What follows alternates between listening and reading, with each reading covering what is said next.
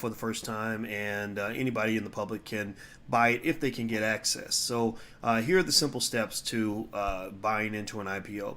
Well, first of all, most of the big brokerage houses allow you access to an IPO. That you're talking about Fidelity, TD Ameritrade, stuff like that, Charles Schwab, etc.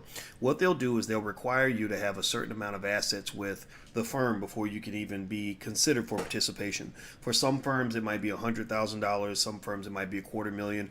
What they do is they save the IPOs for their best clients.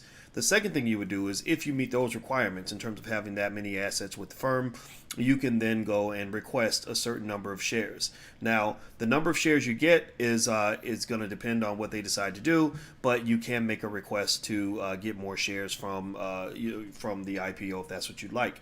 And then at that point, when the IPO comes out, you have to go ahead and pay out and buy the shares and all that. So, but a couple things I want you to consider is that IPOs are not all they're cracked up to be. Everybody thinks IPOs are great. Actually, most IPOs lose money. A lot of them just don't do that well because they get overhyped. IPOs are pretty much designed to do at least 2 or 3 things.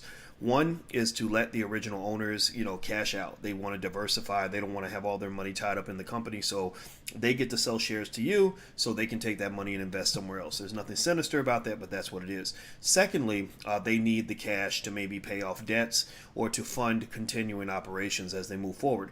Some of these IPOs are losing money. Now, this isn't true as much after the virus in the post-corona world. That's not as frequent as it used to be, but it is an issue that's really concerned a lot of experts who've watched what's happened on Silicon Valley. So I'm not here to tell you not to invest in an IPO. If you've got the resources and you have the access, go do it. But I am here to tell you that if you can't do it, you're not really missing out on anything. IPOs, for the most part, most of them are just not great investments. Doesn't mean all of them are bad. It just means that it's not uncommon to find one where you look back and say, gosh, I wish I'd never participated. So that's my 2 cents on the issue. If you haven't joined our Black Stock Market Program yet in the Black Business School and you want to learn more, feel free to go to theblackstockmarketprogram.com, THE, that's theblackstockmarketprogram.com. Take care, guys. I'll talk to you.